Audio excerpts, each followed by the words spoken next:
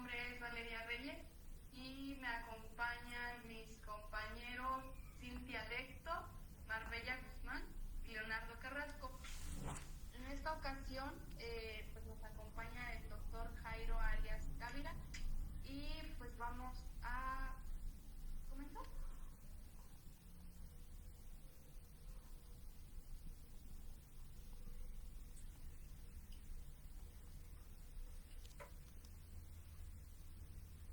Ok, muy buenas tardes.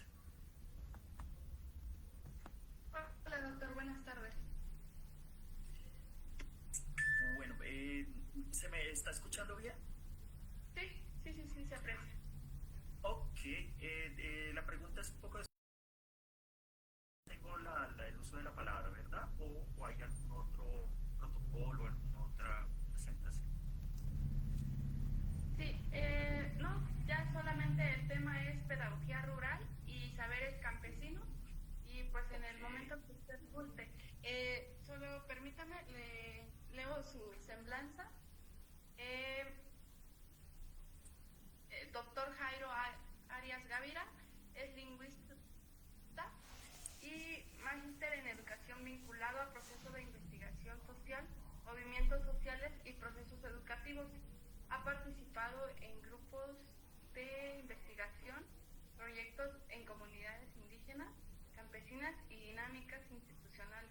Actualmente es docente de la Corporación Universitaria Minuto de Dios y de la Universidad Distrital Francisco José de Caldas.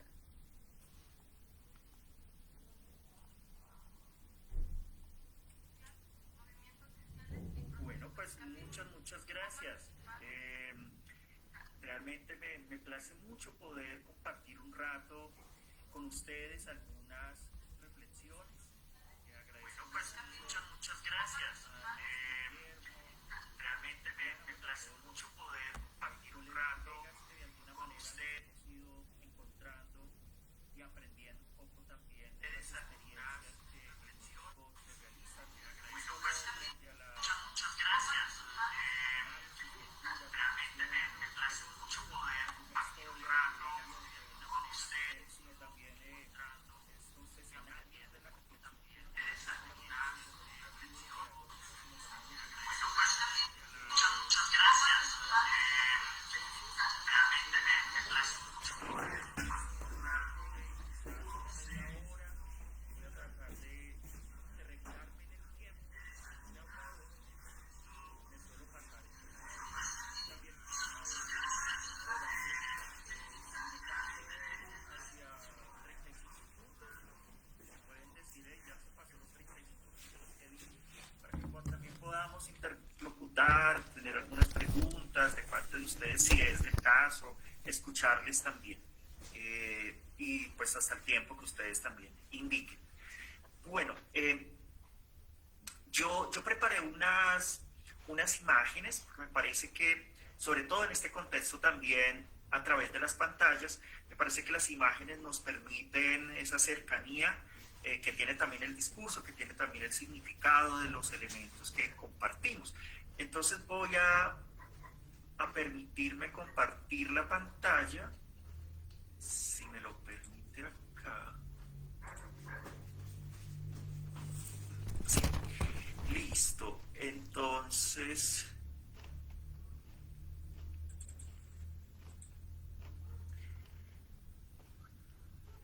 No sé si para la mayoría allí es posible ver mi pantalla.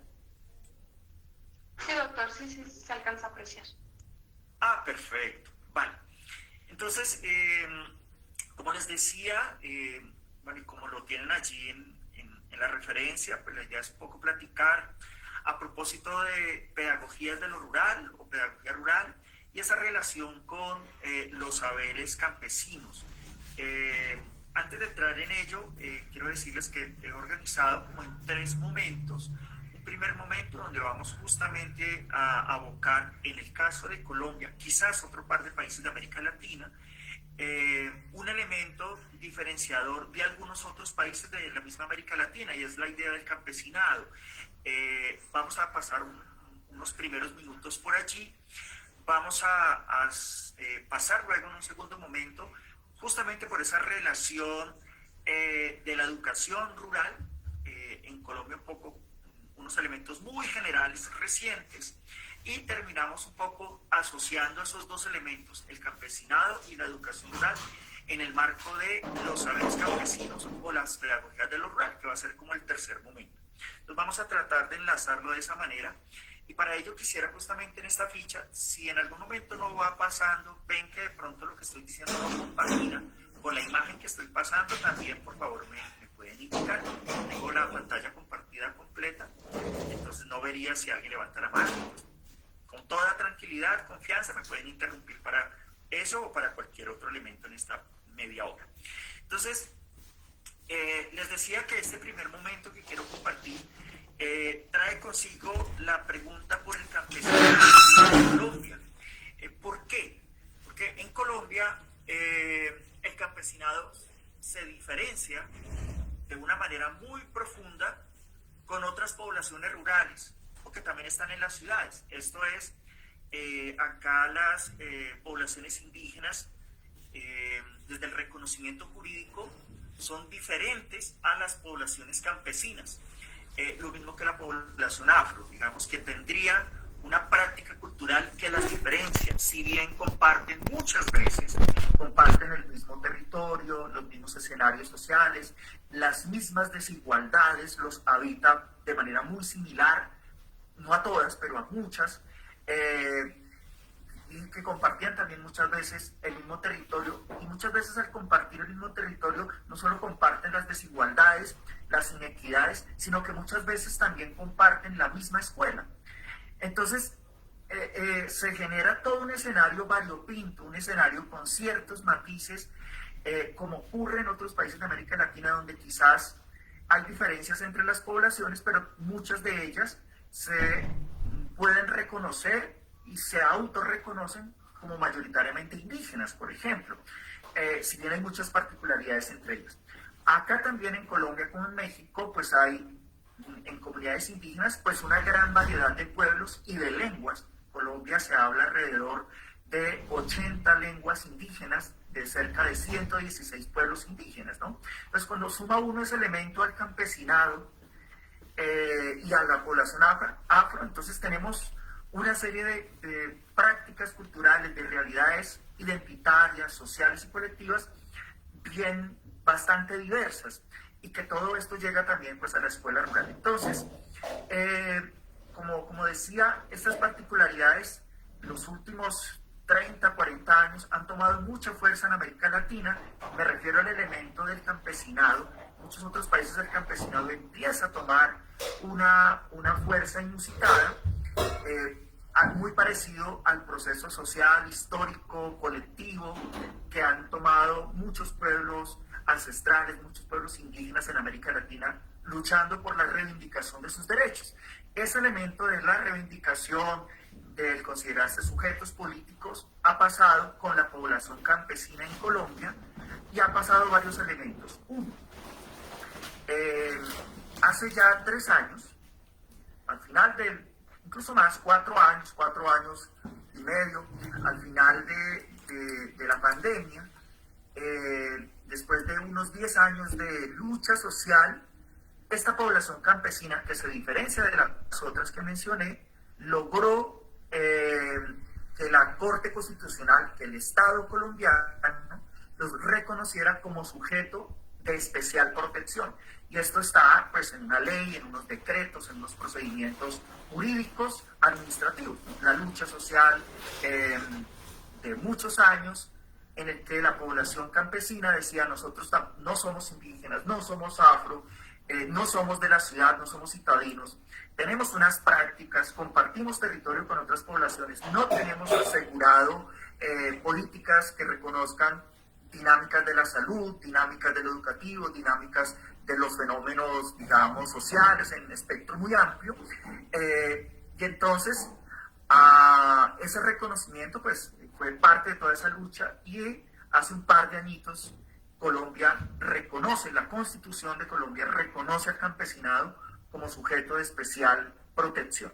Bien, primer elemento. Segundo elemento, Eso no habría que ponerlo en el elemento histórico, en el sentido de que el campesinado ha existido desde hace muchos años. El reconocimiento apenas es un proceso jurídico por esa carencia de comunicación que tiene con el Estado. Y entonces, no significa ello que no haya una historia del campesinado, que no haya una historia colectiva de intercambio social, de prácticas, de sistemas cognitivos, de dinámicas culturales del campesinado.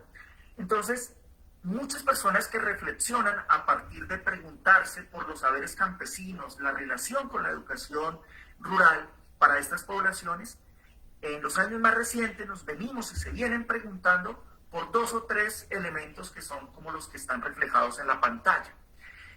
Entonces dije primero que íbamos a pasar por ese reconocimiento del campesinado y lo rural.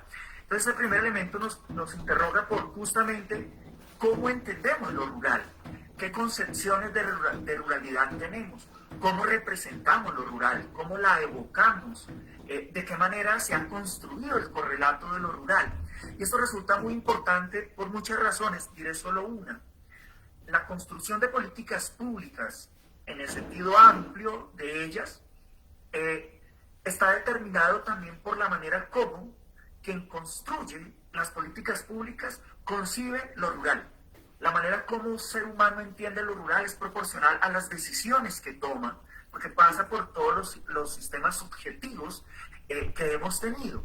Entonces, si un ser humano o si una determinada propuesta política que llega al gobierno entiende que lo rural es un lugar de atraso, que es un lugar de pobreza, que es un lugar donde no hay industria, donde no se produce riqueza, muy seguramente la mirada que proponga en la política pública también va a tener esa particularidad.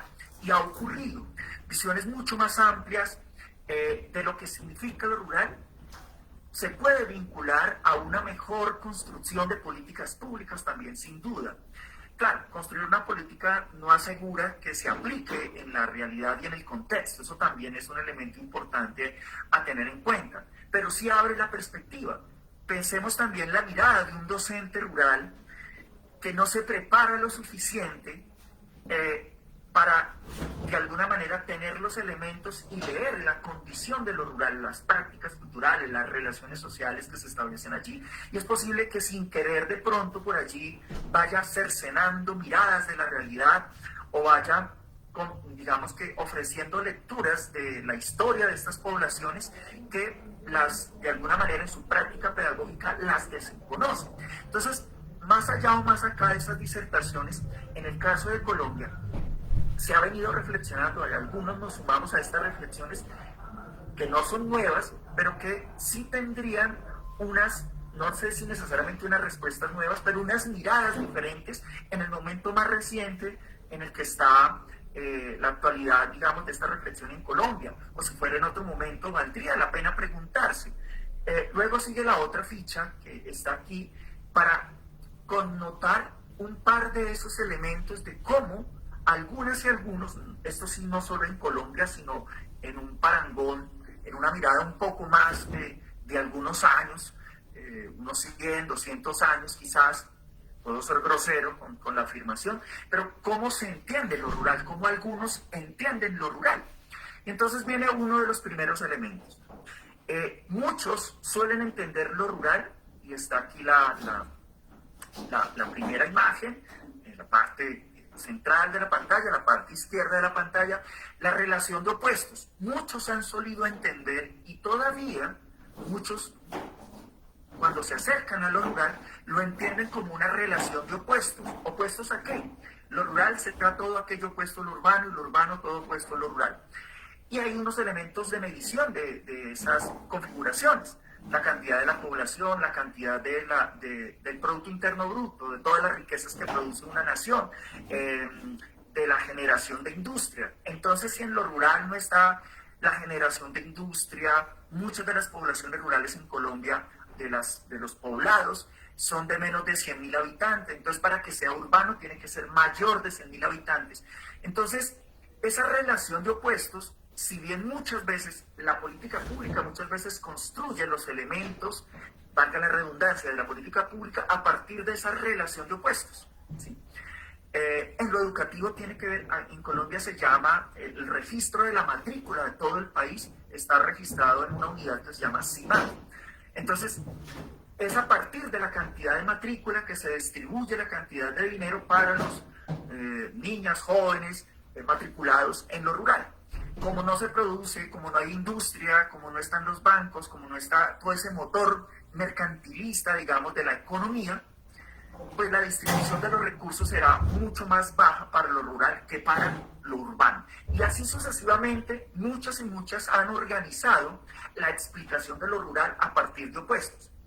Ha ocurrido, no significa que es la postura que muchos y algunos tenemos, no significa que sea la mejor manera para hablar de lo rural. Eso apenas es un elemento que hace parte del desarrollo, digamos, del sistema de bienes y servicios, para decirlo de otra manera, digamos, del capital, digámoslo, de la generación de plusvalía frente a los procesos mercantiles. En fin, toda esa dinámica hace parte más del mercado, que de alguna manera establece unos elementos, pero que no necesariamente han sido los que han establecido la mejor manera de entender lo rural. Es una manera, no la única y quizás no la mejor.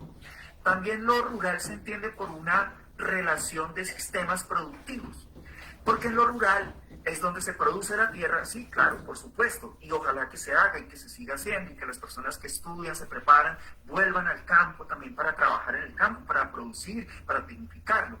Pero muchas veces esta mirada histórica y social ha puesto lo rural como un lugar de atraso, ¿no? Como un lugar del subdesarrollo, como un lugar donde no hay buen progreso, porque no hay universidades, porque tienen que desmovilizarse a las ciudades más cercanas o a las capitales donde están las universidades, donde están las opciones laborales. Entonces el agro y lo rural queda un poco como muy lejos, ¿no? Es el lugar donde quizás hay que trabajar bajo la lluvia, bajo el sol inclemente, donde es fuerte y recio vivir. Esas épocas de invierno, en el caso de Colombia y otros países de América Latina, nos muestran cómo la naturaleza recupera sus lugares históricos y entonces derrumbes, inundaciones, desastres naturales en las ciudades también. Entonces, pareciera no ser un lugar tan agradable. Cuando vas un par de días de paseo a lo rural, que el aire puro, tranquilidad, naturaleza, está bien y es grato, es hermoso, es bonito. Pero cuando es tu vida cotidiana, cuando naces allí y la escuela te muestra que no hay posibilidad porque no hay recursos económicos, entonces eso rural empieza a volverse un lugar lejano, pero no lejano porque está muy lejos, hay lugares lejísimos, ¿no? Pero no porque está muy lejos, sino porque está muy lejos a la idea del progreso, está muy lejos a la idea del desarrollo, está muy lejos a la idea de buen vivir, está muy lejos a todas esas posibilidades que ha transmitido la idea del urbano, la idea de la ciudad como la síntesis del desarrollo. Y quizás entonces lo rural se ve como un lugar pues no tan chévere y no tan agradable, un lugar donde quizás las personas no pueden desarrollar todo su potencial de innovación, y todos los sistemas sociales, incluidos el sistema educativo, pues es un lugar como pobre para pobres, con las peores metodologías o sin metodologías, sin conectividad, sin electricidad, sin buenas vías de conexión. Entonces se vuelve un lugar poco agradable y queda reducido a su mínima expresión, queda reducido a lo rural es para producir comida y no, o sea, que lo hagan otros. Y los jóvenes tienden a irse muchas veces por ello. Entonces, esa mirada también es una mirada muy reducida de lo rural. Si solo leemos lo rural por lo agrícola, entonces desaparece la posibilidad de que en lo rural los habitantes de lo rural puedan ser los médicos, filósofos, matemáticos, grandes pensadores, congresistas, el presidente de la República, la presidenta. O sea, todo eso empieza a desaparecer cuando esas dinámicas de lo rural solo se ven por la posibilidad únicamente de lo agrícola. También voy a acelerar un poquito, hay otros elementos como, por ejemplo, el acceso a la tierra. En Colombia solamente un porcentaje muy bajo, casi que el 0,4% de la gran mayoría de los habitantes de Colombia acceden a la tierra está concentrada en pocas manos. Y tenemos en ese mundo rural pues otra cantidad de poblaciones indígenas, afro, pescadores, artesanos, pequeños mineros que también habitan lo rural. En ese escenario están también los campesinos y en Colombia se han venido preguntando, empecé diciendo, se han preguntado, ¿y quiénes son los campesinos? Los campesinos que los caracterizan. Y eso ha sido parte de ese historial que reconoció hace apenas un par de añitos al campesinado como sujeto de derechos. Esto para mostrarles que Colombia, este es el mapa de Colombia, esto está tomado de voces oficiales, una que se llama Misión Rural, que es una figura administrativa del marco jurídico de Colombia, que no existía, existió apenas a partir del 2016 como figura institucional, y es la que determina todos los elementos para determinar qué proporciones del territorio colombiano es o no rural. Entonces, para no alargar allí, decirles que todo lo que es verde, más verde, bichecito, ¿sí? Pues es rural. Y lo que va siendo un poquito menos verde, pues es un poquito menos rural. Entonces nos quedamos con lo más oscuro, que es casi negro. Si ustedes miran, es un porcentaje muy poquito del país, en el que se ha dicho que Colombia es 75% rural. Hay centros de investigación de algunas universidades que incluso han dicho, en el caso que hay una de tantas, hay un observatorio de análisis rural, se llama la Universidad Javeriana en Colombia, y ellos dicen, incluso más atrevidos, dicen, no, Colombia es 82% rural. El mapa muestra que más de la mitad lo es, solo el mapa. Y estas son las voces oficiales, digamos, del país. Quisiera entonces dejar este elemento de bosquejo general de lo rural con una perspectiva pues muy tangencial, como lo acabaron de mirar, y quisiera pasar al otro elemento para compartir y conversar con ustedes. En ese marco de lo rural, pues se desarrollan, en este caso, que quiero compartir a propósito del campesinado, enfatizar sobre el campesinado en este caso, los saberes campesinos y la relación con la práctica cultural. Justamente les decía que parte de los elementos de reconocer al campesinado como sujeto de derechos, como ocurrió en su momento en toda América Latina desde los años 70 hasta los 80 más o menos, bueno, un poquito más dependiendo del país de América Latina, en el caso de Colombia, el reconocimiento institucional que tuvo las poblaciones indígenas empezaron en el año de 1971, 75 y terminó en la Constitución del 91, casi cerca de 20 años de proceso social, movimientos sociales, configuración de muchas organizaciones indígenas, perdón que los mezcle en la conversación, pero para poner un punto de referencia. Y llega hasta la Constitución de 1991 en Colombia, donde en la Constitución se reconoce todas las particularidades sociales, de cosmovisión, procesos de educación propia, etnoeducación para las comunidades indígenas. El caso del campesinado, no. Antes de eso, de 1970, toda la población colombiana estaba convertida en un solo costalito, todos eran iguales, en sentido, digamos, de empobrecidos. No había diferencia entre afros, entre indígenas, no había diferencia entre ellos mismos por sus cosmovisiones, no había un sistema de educación que los reconociera, los particularizara, los afro tampoco. Entonces todos eran metidos, campesinos, todos, como en un solo costalito, básicamente con otros apelativos muy peyorativos, ¿no? Como indios patirrajados o empobrecidos, ¿sí? Entonces, ese proceso social con los indígenas no es que haya terminado en 1991, sigue todavía muy activo, muy vivo en el país, sin duda, haciendo muchas otras reivindicaciones. Dejo esa fotografía explicativa para decir, y en esa historia el campesinado desapareció, y solamente los últimos 10 años, siglo XXI, 2009, 10, hasta la actualidad, empieza ese proceso muy parecido a lo indígena de ese reconocimiento del campesinado y exigir, y todavía se hace, exigir a la institucionalidad del Estado el reconocimiento del campesinado como sujeto de derechos. Entonces, los elementos que les voy a compartir rápidamente de esos saberes campesinos, esa práctica cultural, es posible que se parezca mucho a una buena parte de esos procesos de comunidades étnicas, población indígena, no solo de Colombia, sino de otras partes de América Latina, justamente porque quizás han vivido situaciones muy similares de desarraigo, de relación, y eso que mencionaba hace rato. Entonces, rápidamente, saberes campesinos y práctica cultural. Los campesinos, en el caso de Colombia, se identifican por varios elementos que han servido como ordenadores del territorio. los saberes sirven para organizar las dimensiones del saber y de las prácticas culturales de los campesinos en el territorio. Para eso sirven. Esos saberes campesinos también reconocen las prácticas culturales como dinámicas simbólicas, sociales, históricas y políticas, en las cuales se da la transmisión de su construcción social. Y eso también se inscribe con algo que no es dicho por los campesinos, que tampoco es dicho por comunidades indígenas, pero que hace parte también del arsenal de las ciencias sociales, y es que esas dinámicas se inscriben como sistemas cognoscitivos. Al inscribirse como sistemas cognoscitivos estamos diciendo que todas las prácticas de los campesinos son proporcional al reconocimiento de la cultura, de una cultura que tiene dinámicas de realización diferentes. Entonces aquí mostraré apenas algunos de estos elementos. Dinámicas históricas. Esas dinámicas históricas del reconocimiento del campesino se dan por los distintos utensilios que le dan forma a su dinámica organizativa económica, por ejemplo, ¿sí? Que es diferente a los dispositivos del capital.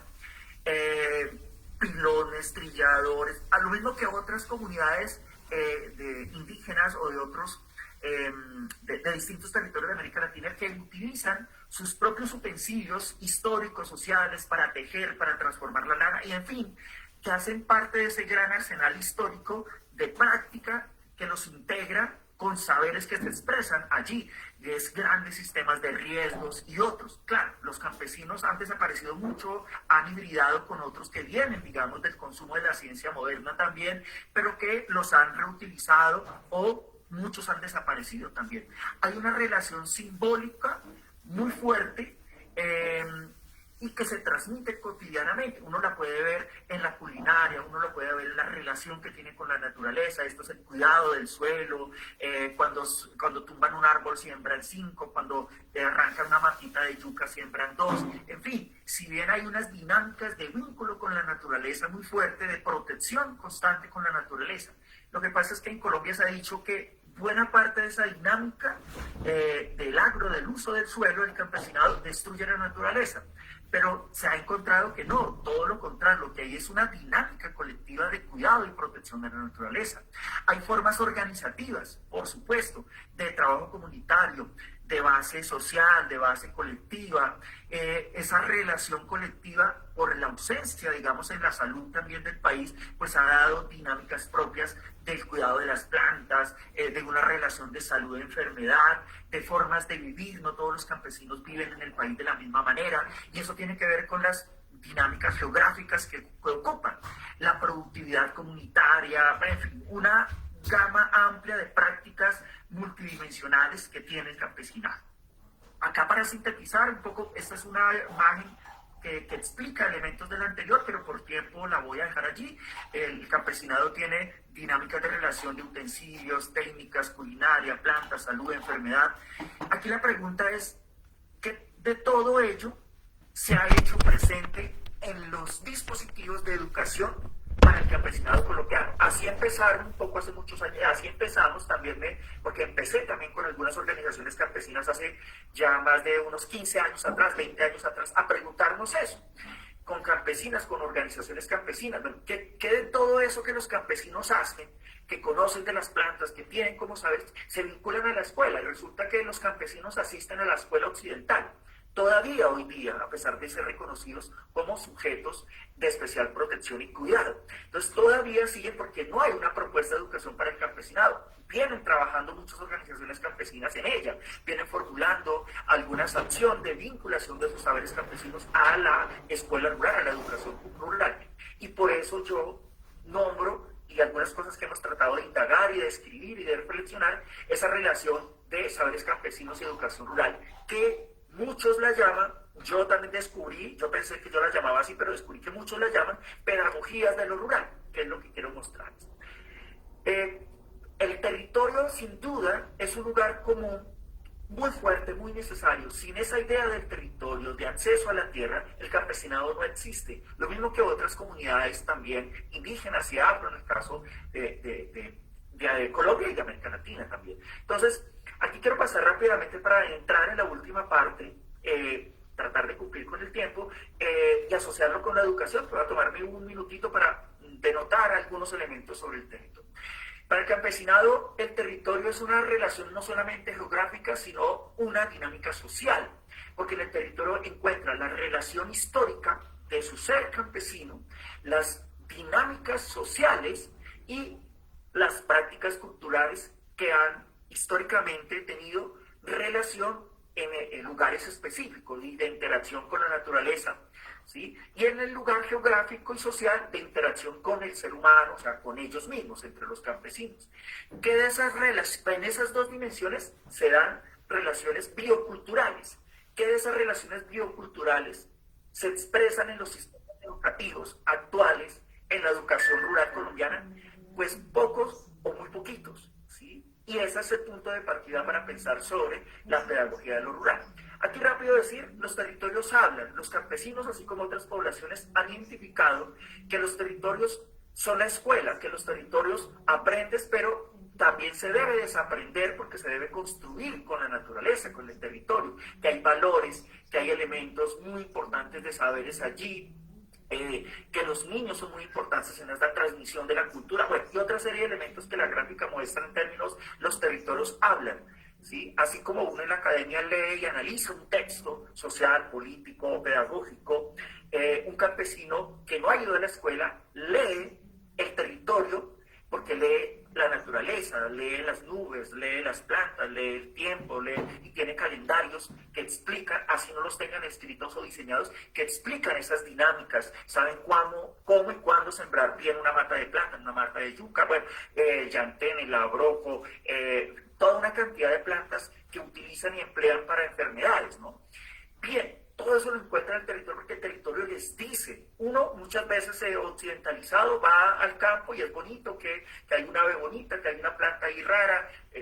Uno, y a veces hasta no sabemos caminar, decimos en Colombia, por estos lugares destapados, empedrados o llenos de barros o de vías no, de trochas y de caminos por donde van los caballos, en fin, cuando llueve es difícil. Uno va y se cae todo el tiempo porque no sabe andar, solamente eso. Entonces, los territorios hablan y tiene muchas particularidades. Entro aquí a la parte educativa y termino, si logro terminar en 5 minutitos para cumplir con el tiempo, la relación de esa educación rural y una breve explicación de pedagogía de lo rural. Entonces, esta síntesis, pido excusas porque es una síntesis muy resumida, pero para hacernos una idea reciente de la educación rural en Colombia. Tenemos más o menos el 75%, como lo mostramos en el mapa, del territorio colombiano como rural. Más del 60%, acá habéis tomado, estas cifras son del año pasado, no están tan actualizadas, pero tienen menos de un año, digamos. El 67% de todas las redes educativas en Colombia están en lo rural. ¿Qué significan redes educativas en Colombia? Están los sindicatos de las maestras y los maestros, están todas las dinámicas administrativas para ofrecer los servicios de acompañamiento a primera infancia o atención a la infancia. Como lo rural es tan disperso en Colombia, hay lugares muy dispersos, bueno, en muchas partes, ¿no? Muy distantes, para atender a pocas familias, pocas niñas y niños. Entonces los operadores llegan a los pueblos más cercanos a las cabeceras de las capitales y allí organizan todos los sistemas operativos y logísticos para que desde las ciudades más cercanas vayan hasta los territorios, acá le decimos municipios, hasta los territorios a ofrecer el servicio, pero nunca se van directamente hasta la vereda más pequeñita, sino que, digamos, la parte administrativa. Entonces, eso hace que todas estas redes, prestadores de los sistemas de alimentación, aquí le llaman el PAE, para las niñas, para los niños, almuerzan en las escuelas, en los colegios, bueno, una buena parte de ellos. Entonces, todo esto implica que para lo rural sea mucho más fuerte la organización logística operativa para poder ofrecer el servicio, mientras que en las ciudades, como están mucho más conglomeradas, pues la parte operativa es un poco más pequeña. Entonces, dada esa situación, la mayor carga de todo ese sistema de redes operativos, de comunicación, de atención y salud para los profesores, capacitación, todas esas dinámicas a lo que llamamos redes educativas, es mucho más grande en lo rural que en la ciudad, pero en Colombia el grueso de la población colombiana vive en las ciudades, no en lo rural, ¿sí? Entonces hay un elemento de reflexión que hace pensar, más sin embargo la cantidad de población que vive en lo rural es muy significativa, estamos hablando de varios millones de habitantes en lo rural también. Cerca del 32% de la planta educativa colombiana, o sea, de todas las maestras y maestros contratados en el país, todas y todos, de todos los niveles, cerca del 32% está en lo rural. Así que son cientos de miles de maestras y maestros que están en lo rural. Y aquí viene solo para que se hagan una idea de la condición de la educación rural en Colombia. En Colombia no hay una sola universidad en lo rural, ni una sola. Por supuesto que hay unas expresiones en el gobierno reciente de construir de potenciar y fortalecer las universidades regionales. Tenemos una universidad indígena propia, se llama Huaín, que está en un departamento, como si fuera en México un estado, ¿no? En cada caso de Colombia serían departamentos. Está en un departamento, pero es la única, es itinerante. Y de otras regiones, como si fueran de otros estados del país, se tienen que ir algunos que quieran de comunidades indígenas a estudiar a esa única universidad.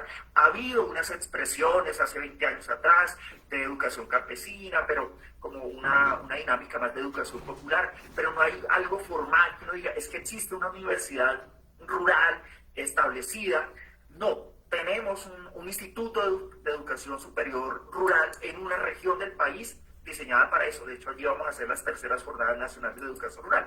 Pero esas son universidades que están en las ciudades capitales de los departamentos de Colombia. En algunas, no todos los departamentos tienen universidades. Entonces, solo para que se hagan una idea, también tenemos unas situaciones adversas, terribles, en lo rural, ¿no? Escasez, poca conectividad en muchos lugares, que la señal no hay lugares que no hay electricidad, escuelitas que se caen. Esa realidad también la tenemos, pero no quise enfatizar hoy en ello, sino en esos saberes. Tenemos un sistema educativo pasado también por esa dinámica asignaturista, ¿no? Y es que usted va un año a la escuela a estudiar y si no pasa las materias, pierde el año. Esa dinámica, hay otras alternativas en América Latina por ciclos, ¿no? Porque implicaría una lógica diferente en varias partes de América Latina, sé que en México incluso hay hasta universidades que tienen lógicas diferentes y no es anualizado, y por materias, sino por compendios diferentes, más integrales. Por supuesto que también tenemos en Colombia dinámicas otras, alternativas, educaciones populares, procesos de otras índoles, muy significativas también, pero no institucionalizadas, digamos. Falta mucho también por hacer al respecto, si bien también hay muchas experiencias. Entonces esta ficha es más una crítica a ese sistema anualizado, que es mucho más parecido a la correa de transmisión, ¿no? Al Fordismo y el toyotismo, que dirían algunos desde la dinámica económica, es la producción en serie, ¿no? La máquina que está allí en una tela larguísima, que fabrica zapatos. Entonces a cada lado hay operarios, personas que alguien hace los huequitos, alguien hace la suela, alguien hace los cordones, alguien junta las piezas, una máquina las aprisiona y al final hay alguien que los empaca en una cajita. Entonces necesita 12 personas, 15 personas para hacer un par de zapatos, ¿no? O sea, la producción en serie. Entonces algunos consideran, y en la pedagogía históricamente se ha considerado, que la educación también tiene ese camino, pareciera tener esa ruta, ese camino, ¿no? Y las dinámicas asignaturistas parecieran ser esa producción en masa de estudiantes, ¿no? Entonces, con todos esos elementos entro para cerrar. Eso también ocurre en lo rural. Y esta ficha, este cuadro, lo que sintetiza es, miren, quizás lo que necesitamos es una educación más pertinente. En el caso del campesinado, son reflexiones del campesinado, ¿no? Necesitamos que la escuela se entienda no como una relación del que el que va a la escuela no sabe, no. El que va a la escuela, sea pequeño, sea más grande, el joven, tiene consigo una cantidad de conocimiento, no está vacío. Y entonces la escuela debe potenciar esa construcción de conocimiento colectivo. La escuela más tradicional hace muchas veces que el que escucha, el que tiene el rol de estudiante, no hable, que se quede un poquito más calladito, que obedezca, que no juzgue, que no critique, ¿no? Que no decida. Esa es un poco esa escuela de transmisión en serie. Una educación, una pedagogía de lo rural implica que las personas deben hablar porque conocen el contexto, sus prácticas, es su historia de vida, los problemas que tienen. Deben poder interrogarse sobre eso que está en el territorio, poder generar otros tipos de compromisos diferentes, porque todos los seres humanos aprendemos a ritmos diferentes, y entonces no puede ser lo mismo que el currículo presente, occidentalizado de las ciudades, se desarrolle, siendo que en las ciudades no se genere crítica y pensamiento crítico y otras posibilidades, ¿no? Pero no tendría que ser esa escuela rural, esa escuela campesina, muy diferente, o por lo menos tratar de tener unos elementos diferentes. En esta imagen, es la antepenúltima, esta es una ruta, la imagen se ve complicada, pero tiene quizás nombrar 3 elementos. Uno, en lo rural o en esa práctica campesina, se debe partir de una dinámica metodológica que concibe que lo cercano, esto que está acá arriba, lo cercano debe ser el motor para hacer la reflexión del quehacer de aprendizaje. Deben ser con lenguaje simple, no simplificado, simple. Simple significa que logra entender, que todos podamos entender las lógicas de los contenidos contextualizados, que sea sencillo, que no sea fácil, que sea sencillo, que es diferente. Y eso tiene que ver con experiencias prácticas concretas en los territorios. Esa relación de ese pensamiento campesino se asocia, pues que no se puede olvidar que los campesinos se asocian con lo comunitario, con lo colectivo, con el conocimiento del otro en lugares específicos. Y que eso también en la academia, porque la escuela se suscribe a la academia, pues también genera lo que llamarían en filosofía el tema y el rema. O sea, información que tenemos previa de la práctica, de la experiencia del territorio, se nutre con la experiencia de la teoría, la relación teoría-práctica. Y eso significa una concepción conceptual de cómo volver eso, porque eso aquí teóricamente uno dice, ay, pues chévere, pero ¿cómo se vuelve eso una práctica pedagógica? ¿Cómo se vuelve eso un desarrollo de contenidos? Esa respuesta es la respuesta de la pedagogía de lo rural. Y acá es la última fichita para terminar. Aquí voy a tomarme un par de minutitos. Entonces, eso apenas en el caso de Colombia ha habido pocos ejercicios, algunos que tratamos de decir, esto toca ponerlo en elementos muy concretos y prácticos, ¿no? Esto es como el horizonte de sentido. Pedagogía de lo rural, ¿por qué? Y no educación rural. Porque en el caso de Colombia la educación rural se reconoce como una educación que de alguna manera ha hecho desaparecer todos los elementos de cosmovisión, de saberes, de historia, de realidad, de problemas de lo rural. O sea, la escuela que tenemos en lo rural ha desaparecido en lo rural. Entonces lo quedó como una escuela teórica, una escuela, perdónenme por la palabra, lo occidental nos ha aportado muchísimos saberes, pero también ha hecho desaparecer otros, ¿no? La idea de lo colonial. Entonces esa escuela de alguna manera desapareció a ese otro, desapareció al campesinado, también desapareció en su momento al indígena, le prohibió hablar sus lenguas, ¿no? Y lo reemplazó por otro tipo de realidades teóricas muy valederas, muy aceptables, pero que el currículo no tiene nada de realidad con el contexto. Entonces la pedagogía de lo rural dice, no es educación rural, si bien Colombia tiene en su jurisprudencia, Ministerio de Educación, pues el programa de educación rural.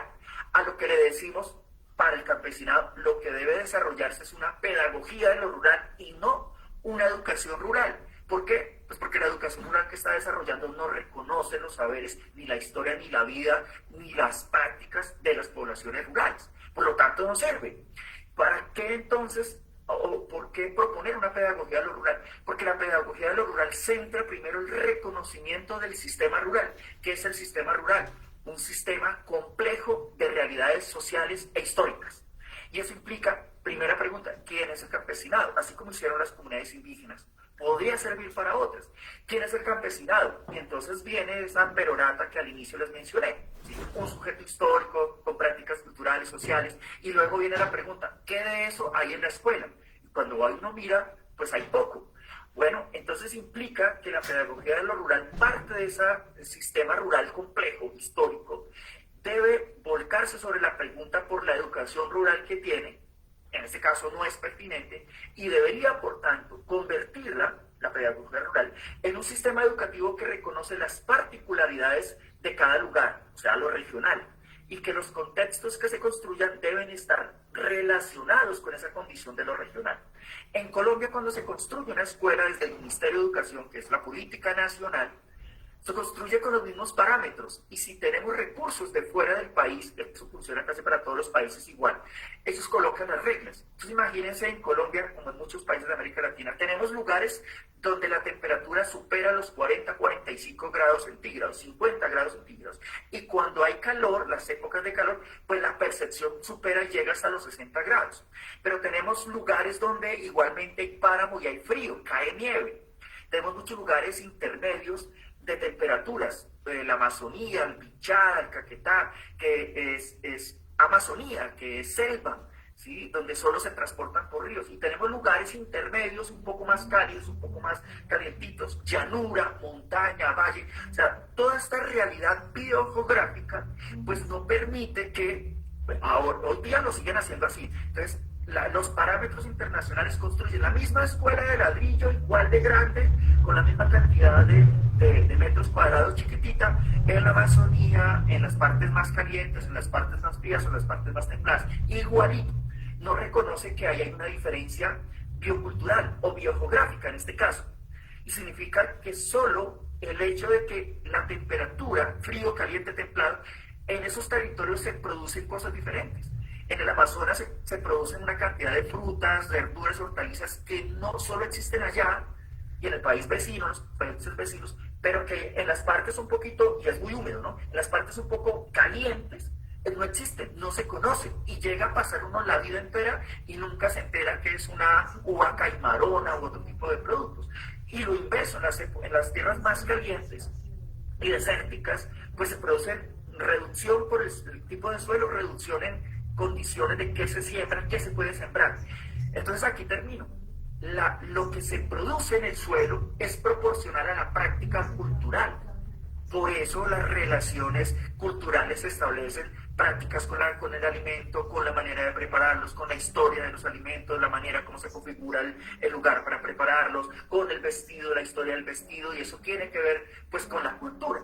Entonces eso implica que la pedagogía de lo rural, además de los otros elementos, se piensa lo regional con contenidos por las dinámicas biogeográficas que tiene. La escuela no podrá construirse de la misma manera, debe utilizar los elementos del entorno. Por lo tanto, cada lugar tendrá problemas diferentes. Y si tiene problemas diferentes, viene acá, en 2 minutos y termino, el elemento de el principio básico de la escuela. La escuela debe vincularse a la realidad, a los territorios, a través de sus contenidos y sus currículos, para transformar la realidad en una mejor condición de vida de los habitantes de los territorios. Por eso la idea de regionalizar como sistema educativo la visión de una pedagogía de lo rural. Eso tiene más elementos: la cultura, las redes sociales, las mediaciones políticas, los saberes, los conocimientos, las tecnologías, las ciencias, que harían parte de ese gran conglomerado de entender que una pedagogía de lo rural debe suscribir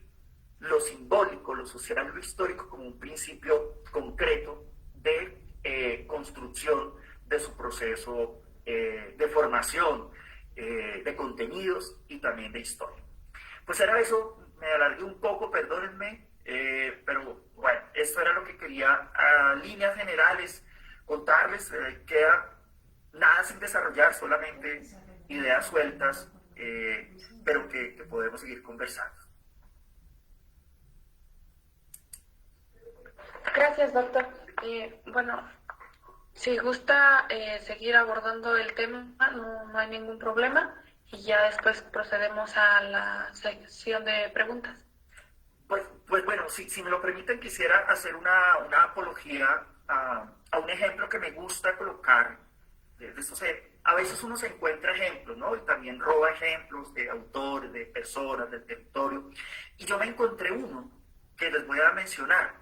Cuando yo empecé a hablar un poco de este tema de la pedagogía rural, primero descubrí varias cosas. Una, porque yo pensaba que nadie en Colombia, por lo menos solo en Colombia, hablaba de pedagogía rural, y eso busqué en fin.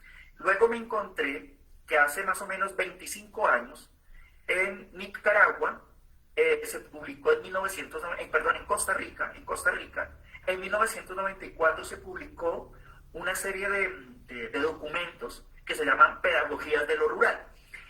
No lo he podido tener, de hecho en junio voy a Costa Rica, a la Universidad Nacional, y con ellos tratar de buscar este documento. Dos, Luego de los años más recientes, los últimos 10 años, Argentina, Chile y otros lugares, también con organizaciones sociales, organizaciones campesinas, han hecho publicaciones sobre saberes campesinos y pedagogía de lo rural. Producciones muy buenas, reflexiones muy interesantes, pero resulta que es un poco a lo que le llamamos en Colombia educación rural. Y entonces yo digo, bueno, y entonces haciendo esas reflexiones, y sigo en esa reflexión, me encontré hace más o menos unos 2 años, me digo, una vez trasnochando, una vez por ahí como muy aburrido sin querer hacer algo, y dije, ¿y esta vaina de la pedagogía rural qué es? ¿Sí? Y entonces, como cuando uno escribe un texto y lo deja por ahí guardadito un año y después dice, uy, yo escribí eso, qué pena, ¿no? Eso es normal en la academia, o sea, hay que tomarlo con esa tranquilidad, ¿no? Para cambiar, ajustar. Y me encontré lo siguiente, que lo que tenía que preguntarme es, si pedagogía rural no es igual a educación rural, entonces, ¿qué es educación rural? ¿Sí? ¿Qué elementos integran o configurarían una educación rural? Entonces yo empecé por allí. Entonces, es así, mira, no es educación rural la escuela que está en el campo, no tiene nada que ver.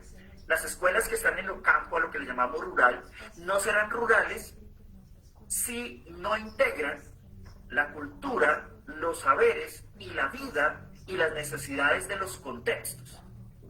Entonces, claro, porque alguna vez algunas personas con el Ministerio de Educación Nacional acá en Colombia me invitaron a una charla, no era para hacer quedar bien al gobierno, ¿no? Digamos, un senador de la República, que era su amigo, me dice, no, pues yo sé que él trabaja esos temas, pero es como para hacer quedar bien, porque el gobierno de Turno, de hecho en el gobierno de Turno, que está a punto de acabar, él viene trabajando este tema y me invita, y yo resulté criticando el sistema, ¿no? Resulté criticando, pero no diciendo que lo que están haciendo está mal, porque creo que han hecho muchas cosas buenas, sino diciendo, mira, si seguimos desarrollando los mismos dispositivos de hace 50, 40 años de la educación rural, con las mismas lógicas en los territorios rurales, sin reconocer esas particularidades de los saberes, y reconocer implica cambiar el currículo, pues entonces eso no es escuela rural. Y entonces, ¿qué es escuela rural? Pues será escuela rural cuando construyamos los contenidos de las escuelas rurales a partir de las necesidades y de los problemas que tienen las comunidades rurales. Ellas están pidiendo hace muchos años eso, y eso tiene que hacerse. Entonces, y eso, por eso entonces le llamamos pedagogía a lo rural, no le llamamos educación rural. Yo y otro montón de personas, ¿no? Es lo que quiero decir. ¿Sí? Entonces, nuestra apuesta para llamar la atención de esto que les conté es pedagogía de lo rural. ¿Sí? Es eso, quería terminar un poco esto de esta manera. Un poco escucharles, me gustaría escucharles, preguntas que tienen, yo creo que podríamos allí interactuar un ratito. Apreciado Guillermo. No, hombre, Jairo, aquí en el aula y aquí en las redes estaba levantando mis brazos y poniendo mi cuerpo con entusiasmo y alegría, porque no sabes lo mucho que tu palabra vitaliza y revitaliza muchas de las preguntas que nos hemos estado haciendo ante el embate del fascismo, los totalitarismos y neoconservadurismos a nivel global, pero en nuestra región, que todas y todos reconocemos. Imagínate, tengo 10 preguntas, ¿no? A partir de lo que nos proponías, pero voy a ver si en alguna puedo sintetizar varias, ¿no? Mira, hoy desperté con la imagen y el recuerdo, el dolor, pero también la esperanza, ¿no? De la restitución de los restos de Camilo Torres, ¿no? Creo que es una noticia que cruza nuestro continente, nuestros dolores, nuestras esperanzas, y quisiera preguntarte en torno a ello. Pareciera obvia la pregunta, pero creo que la memoria histórica para el fortalecimiento de las pedagogías de lo rural implica un posicionamiento crítico ante los fascismos, ¿no? Parece no aprendemos nada, ¿no? A lo largo del tiempo, a lo largo de lo que nos ha estado ocurriendo en los últimos años, ¿no? Pero sí sería preguntarte en ese sentido cómo te posicionas. He visto a la distancia, pero quisiera leer la tesitura, el latido desde Colombia, ¿no? De todo lo significativo que ha representado ese acto y escuchar, tener esa clave. Otra de las preguntas que quisiera no desaprovechar la oportunidad que tenemos de conversar contigo es lo que leemos, ¿no? En la clave del el estallido social del 2021, ¿no? Hay algo que en los textos que nos compartiste me parece que es una clave de mucha fuerza para todo el continente, ¿no? Y es que esas pedagogías de lo rural nos están enseñando esas vías a través de las cuales podría ser posible la resistencia, ¿no? Ante pues sí, el embate de la precarización, pauperización y fragilización de la vida comunitaria. Porque si algo aprendí nuevamente a la distancia de latir de la revuelta del 2021 para acá es que se activaron esas agencias, esas estrategias, esos artilugios y artimañas de los pueblos como en la olla comunitaria para poder resistir en largo aliento, ¿no? Esas pedagogías que nos enseñan, pues lo que aquí siempre le digo a los compas, ¿no? La vanguardia del TIC, de la propuesta pedagógica de los saberes propios desde el Cauca, algo que todas y todos como latinoamericanos pues, tendríamos que leer y aprender en esa experiencia. Creo que ahí se habilita, ¿no? Y nos enseña lo importante, ¿no? Que es eso último que planteas. Muchas de estas otras preguntas te las haré yo en presencia ahorita. Aprovechando, estaría bueno invitar aquí a los compañeros, ¿no? Al encuentro en septiembre. Pero de verdad, una que no quiero omitir y es la siguiente, ¿no?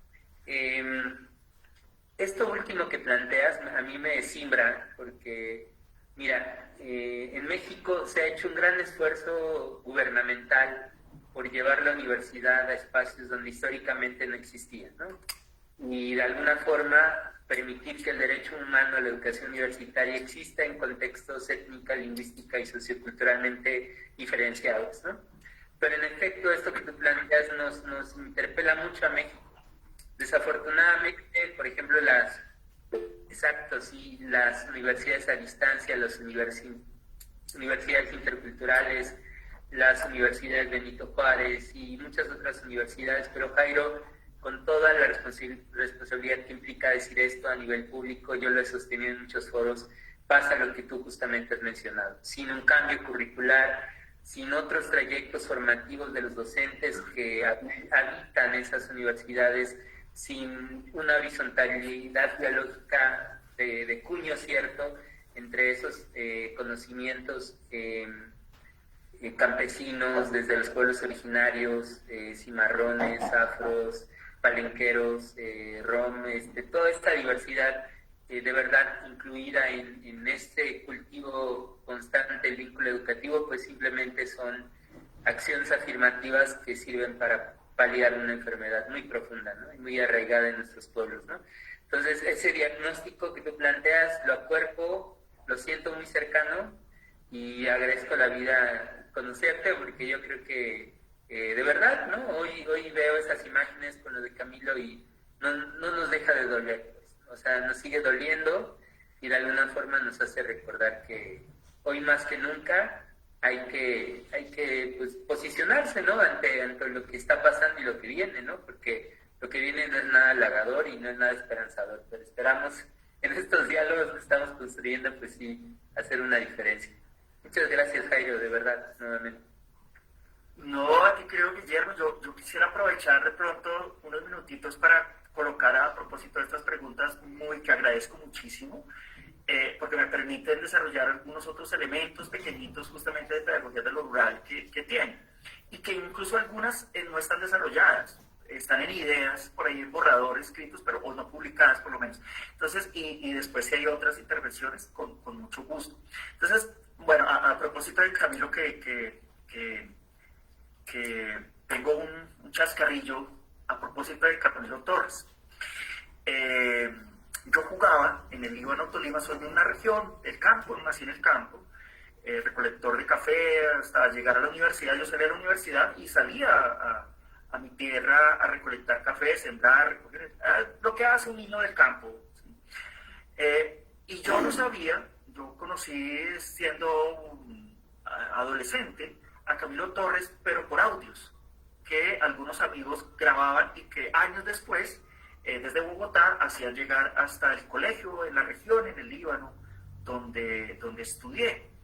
Entonces lo conocí por voz desde muy pequeñito, incluso con una grabación de cassette, el momento en el que tomaba toma la decisión para irse al monte, ¿no? Justo en el último discurso que hace en Bogotá y sale corriendo.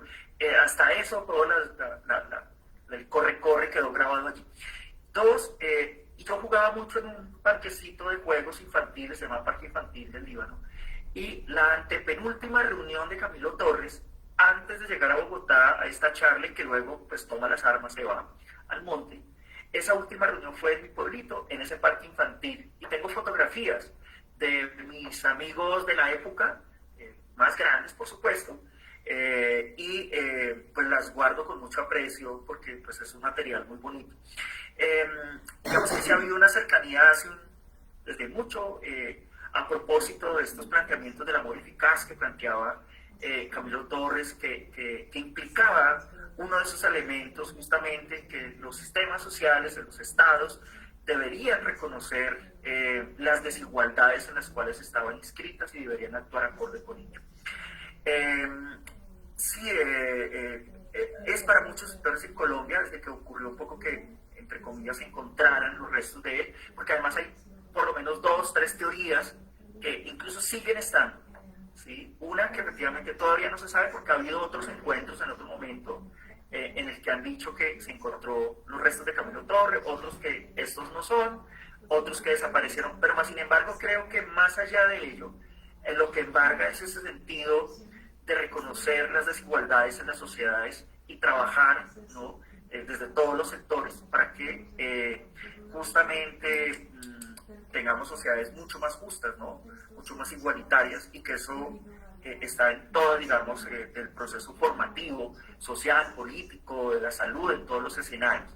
Creo que sin ese precepto de esa idea del amor eficaz, ni la solidaridad, el amor entre los pueblos, la ayuda, todo este mundo que nos individualiza, ¿no? Estos medios de comunicación que los necesitamos, nos permiten hoy estar acá en la pantalla, pero que también descosifica al ser humano, lo integra mucho más en esa relación me gusta mucho el personaje, los datos que uno empieza a leer,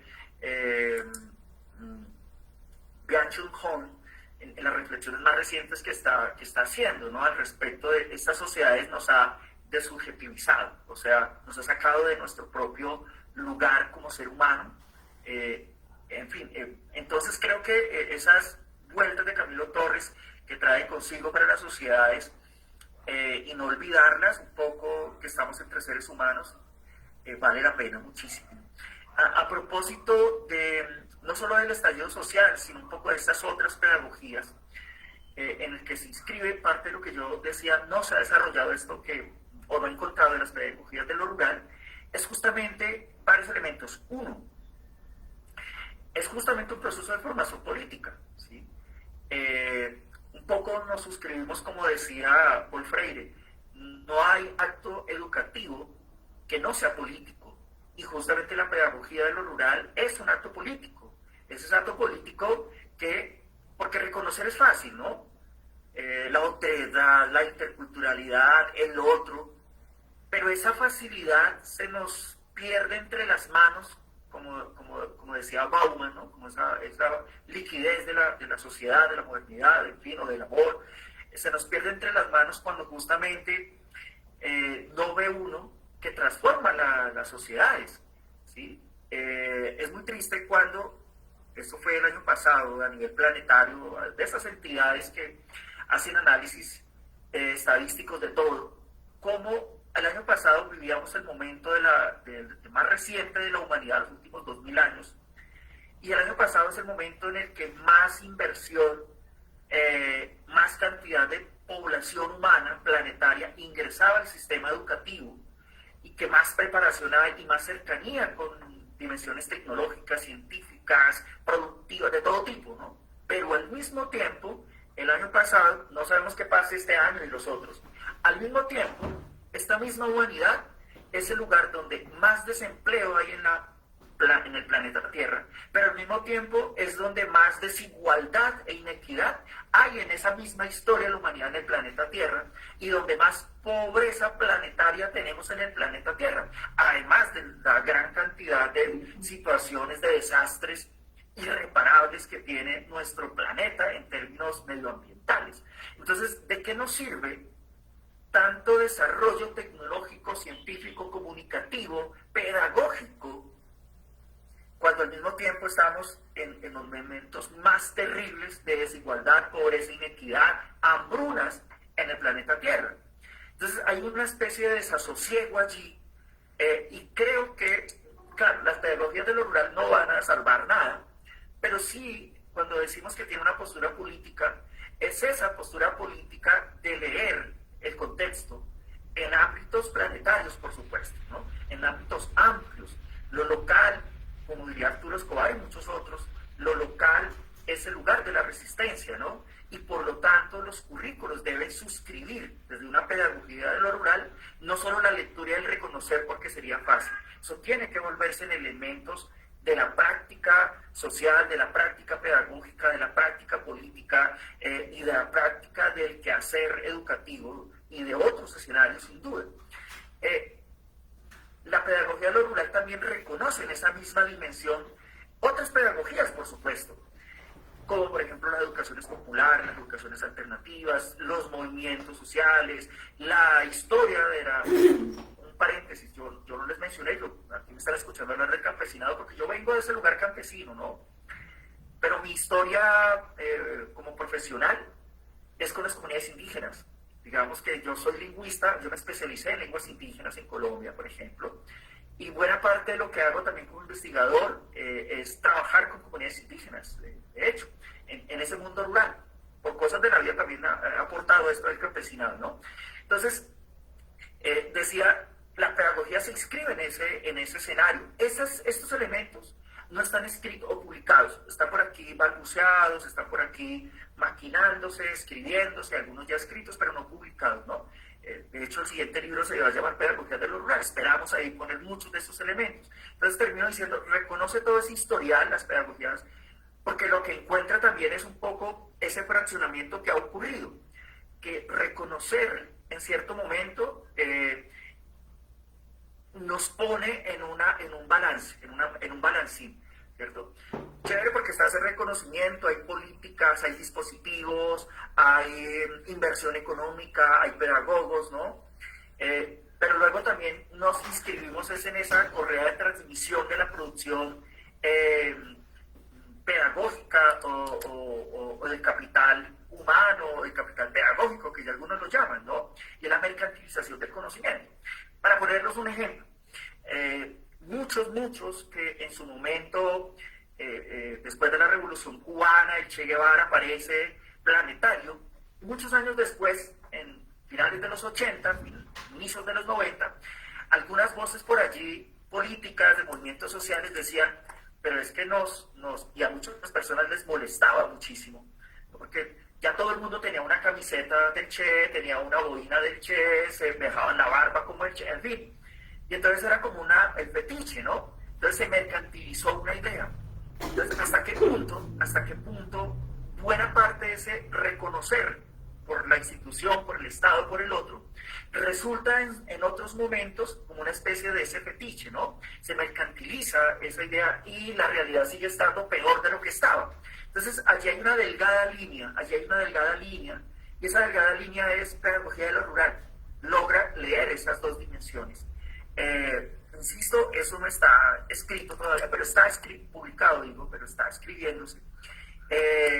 Y bueno, se suma un poco a ese historial del amor al otro, del amor eficaz, de las pedagogías decoloniales, de las pedagogías críticas, ¿no? De las pedagogías otras, y entonces se suma como pedagogías de lo rural a ese historial. Sin duda se suma ese historial y evoca una particularidad, en el caso colombiano, y es el campesinado.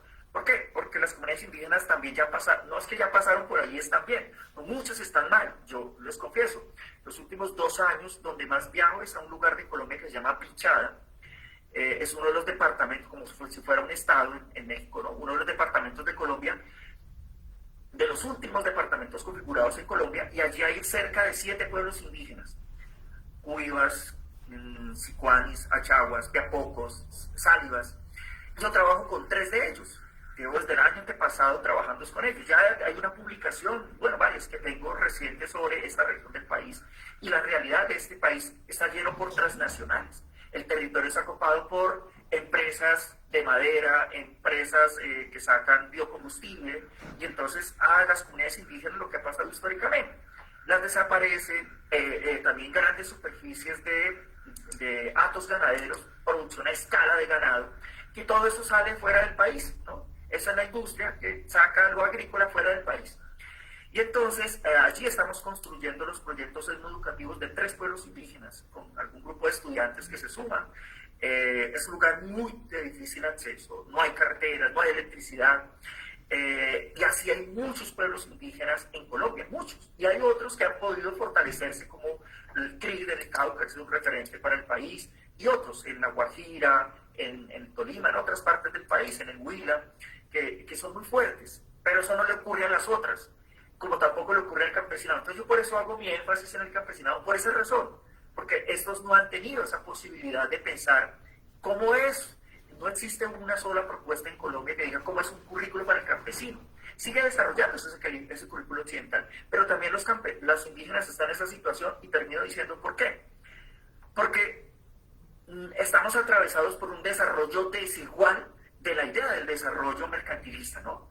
Que no permite. Entonces la pedagogía de los rurales se pregunta, pero ¿cuál es el tipo de desarrollo que queremos, el que necesitamos, el que está bajo las condiciones y necesidades de los territorios? Por eso insistía, una de las funciones de la escuela es transformar la realidad, el contexto. Y si ese contexto no se ha transformado con el currículo existente, significa que tenemos que construir otro currículo, ¿sí? Y ahí se ancla ese principio un poco de comunidad y escuela. Pues esperaría uno, ¿no? Esperaría que eso fuese un poquito así, ¿no? Esperaría que se vincule la comunidad, esperaría que se vinculen esas realidades. Es lo que uno diría, ¿no? Pero saben que la realidad nos juega malas pasadas. Quisiera añadir con un personaje también amo, también mexicano, Semmelman, Hugo Semmelman, visitaba mucho Colombia, y su esposa también, en uno de sus tantos documentos que mencionaba, miren, la relación entre teoría y la práctica, que eso hay que tener muy pendiente, y es, la realidad va, si fuera en kilómetros, a 100 kilómetros por hora, y la teoría va a 1 kilómetro por hora. ¿Y qué pasa? Que cuando la teoría logra explicar y logra entender la realidad, o sea, la práctica, la experiencia, ¿sí? Cuando lo logra entender, la realidad ya ha cambiado, y la realidad tiene pues nuevos problemas. Entonces, cuando la teoría trata de articularse y explicarla, pues se queda relegada. A mí me parece que ese principio también lo recoge en la pedagogía de lo rural, ¿sí? Porque los currículos deben transformarse acorde con los momentos históricos y las necesidades de los territorios. Bueno, yo soy muy hablador, así que dejo allí por si hay preguntas o alguna otra intervención o aporte.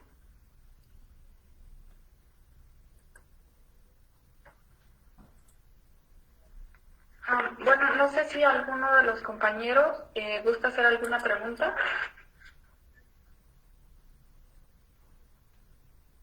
Si también quisieran hacer algún aporte.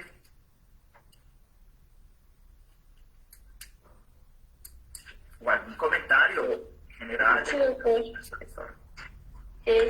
Bueno, en lo particular me tocó estudiar en los dos lados, rural y urbano.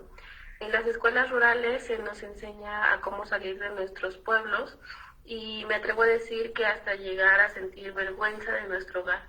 Y en lo urbano, a permanecer y hacerlo crecer. ¿A qué se debe esta imposición? ¿Por qué la educación rural parece tomar una ruta más para formar para abandonar al territorio en lugar de fortalecerlo? ¿Y a qué llevará esta práctica si no se reformula? Y la otra pregunta que tengo es sobre que usted planteó sobre que el campesinado tiene una relación de cuidado con la naturaleza, y básicamente nuestras actividades económicas pues son en base a esto, ¿no? Pero el discurso oficial muchas veces nos presenta como depredadores de la naturaleza. ¿Qué intereses económicos estarán detrás de esta narrativa? Esas son mis preguntas. No, muchas gracias. Tremendas preguntas además. Muchas felicitaciones. Son preguntas muy muy profundas. Espero poder por lo menos decir una sola cosa que se acerque a lo que significan estas dos preguntas que haces. Mira, un primer elemento a partir de esta primera pregunta que haces, yo plantearía dos elementos que se funden realmente en uno solo. El primero tiene que ver con los procesos de colonización. Todas nuestras Américas que sufrieron y aún todavía con otras lógicas, todos los procesos de colonización ubicaron al final a sus habitantes como personas atrasadas, ¿sí? Como personas racializadas, de hecho no racializaron, ¿sí? Hicieron desaparecer a partir de varias lógicas, entre esas los sistemas de representación de ciertas dinámicas de ver el mundo, la iglesia, por ejemplo, ¿cierto? Y también la escuela. Hay más elementos, la idea de ciudad, la idea de progreso, la idea de desarrollo, todo está allí y son macro temas, pero que tienen mucha relación. Entonces, a partir de esos dispositivos del colonialismo, esa idea de que alguien está mucho mejor y ese que está mucho mejor es el blanco, porque es el que tiene el conocimiento, nos ubican en esta idea del eurocentrismo, el origen del mundo está en Europa, resulta que no es tan verdad, y otros derroteros explicativos, ¿no? La teoría de cómo se formó el planeta, el universo, e incluso lo seguimos repitiendo en nuestras aulas, la teoría del Big Bang, que además es la peor de las varias teorías, es la peor que explica, en fin, pero la seguimos incluso repitiendo. Y tanto así que en esa dinámica como dispositivo de control, el Estado es un lugar de análisis muy importante, porque el Estado privilegia un elemento muy importante como sistema de control y de dominio o de una visión del mundo. Y esa estrategia, que no es la única, pero para mí es la mayoritaria, se llama escuela. La escuela es el dispositivo a través del cual el Estado regula la visión del mundo que quiera que tengamos, ¿no? Pero la escuela también nos sirve como elemento para contrarrestarlo, para transformarlo. Vean, miren ustedes lo importante. Por eso algunos insistimos, o desde la pedagogía se insiste, que el currículo es muy importante para transformar la realidad. Y esa realidad es amplia, ¿no? Entonces, yo diría en una primera instancia ese elemento. Porque además, la escuela establece dos grandes dimensiones del Estado: la relación de nación y la relación de cultura. Esos dos elementos que no son iguales, son diferentes, están en el marco de lo que significa el Estado, ¿no? Y entonces, como validador del conocimiento, como un dispositivo también de esta presencia eurocentrada del mundo, colonialista, de alguna manera la escuela ha sido responsable de buena parte de ese dispositivo. Y eso nos lleva a que en muchos lugares, en el caso de Colombia, la escuela nos transmite un mundo ideal, ¿no? Entonces, la escuela nos transmite ese mundo en el que a partir de tener títulos, a partir de formarnos, vamos a poder acceder al mundo de los servicios, de los bienes y servicios, ¿no? O sea, al mundo del mercado. Usted tiene varios títulos en Colombia, ¿no? En de América Latina es así, tiene varios títulos y entonces usted puede competir en el mundo del mercado para tener un mejor trabajo y así, pues, tener mayor ingreso de dinero y ascender en la escala social. Cuando esto es el principio de la escuela, entonces la escuela en lo rural se nos presenta como un lugar imposible y lejano, porque entonces no está el currículo que reconoce la valentía, los saberes, la experticia que tuvieron todas históricamente estas comunidades y empiezan a desplazar sus saberes por los saberes occidentalizados. Insisto, no estamos diciendo que todos son despreciables, pues, pero que sí hay un fenómeno allí de colonización. Entonces, las teorías explicativas del mundo, cómo se solucionan los problemas, qué es lo que hay que hacer, cuál es el conducto regular, y uno resulta un poco diciendo, pues eso es lo que toca hacer para poder estar mejor en la vida y ayudar a la familia. Pero todo lo que estaba en el territorio ha desaparecido, todos los valores que saben en el territorio ya no están. Y entonces uno resulta odiando. Esa es mi realidad también como joven. Yo resulté odiando lo rural. Que trabajar bajo el sol y el agua todo el día y medio ganarse uno para medio comer, y en la semana que no se trabajaba realmente se aguantaba hambre porque no había otra posibilidad. Y esta sigue siendo la realidad de muchas personas en el mundo rural a lo largo de nuestra América Latina. Entonces la escuela para mí sí es responsable de ello. Y sin duda que también hay otras pedagogías, por eso hay otras pedagogías, ¿no?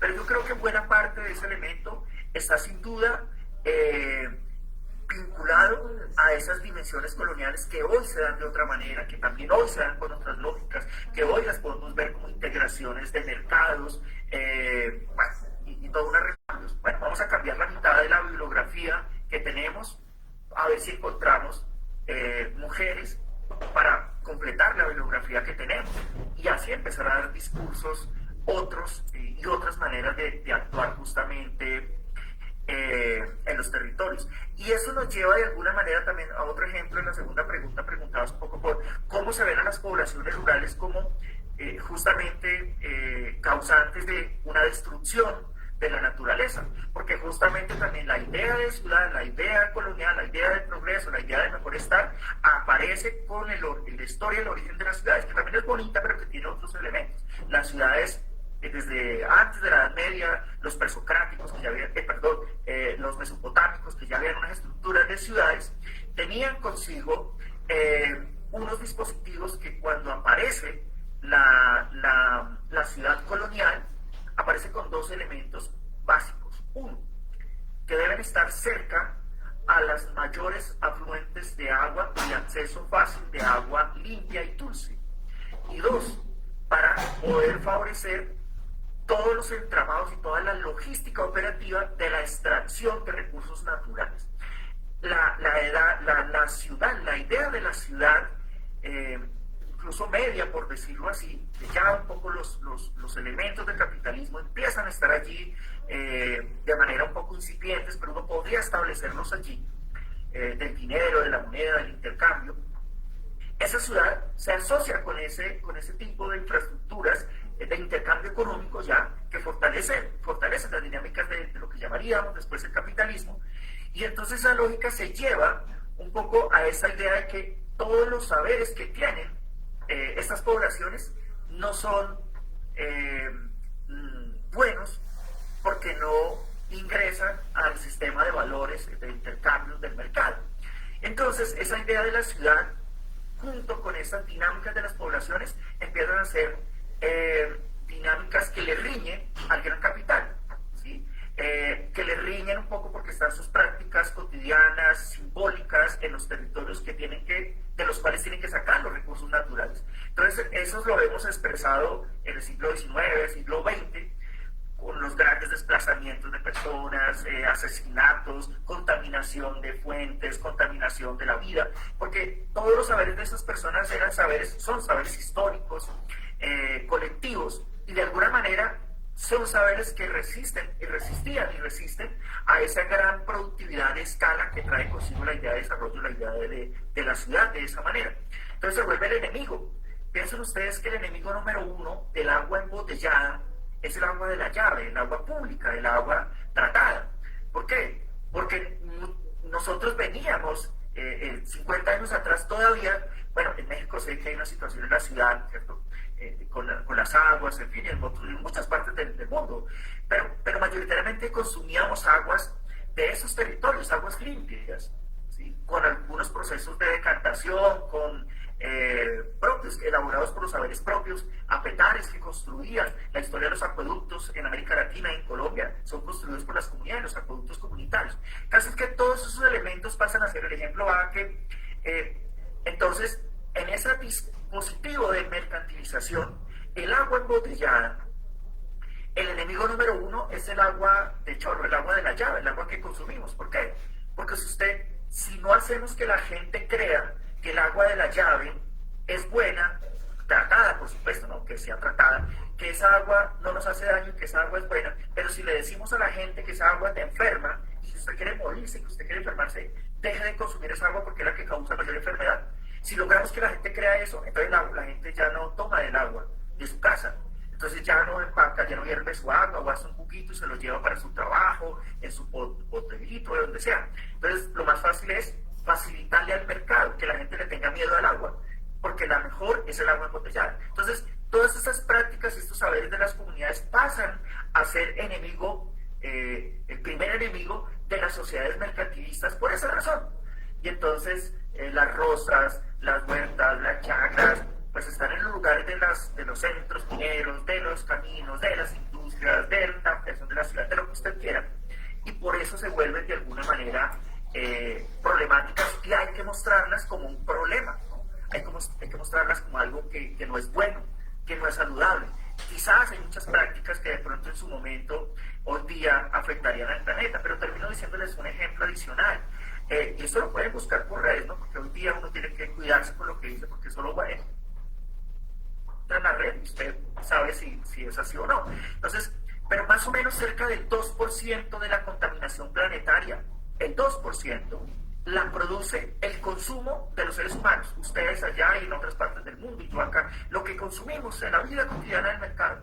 Toda esa basura que consumimos solo es el 2% de la contaminación planetaria. Habrá que preguntarse, esto está recontraestablecido, de hecho era el 1%, el 1.3%, yo le digo el 2%, ¿no? Eso es mucho. La pregunta es, ¿y entonces el 98% de la contaminación planetaria qué la hace? Pues las transnacionales, las grandes superficies y empresas, ¿no? Entonces, ya empieza uno a desescalar las estrategias de la reforestación, las estrategias del medio ambiente, de qué teoría realmente sí, porque como diría Chomsky, lo que están es en busca de un enemigo interno, ¿no? De que uno tenga miedo y que los saberes se vuelvan cosas peligrosas y cosas que no son buenas. Entonces yo lo asocio de esa manera. ¿Sí?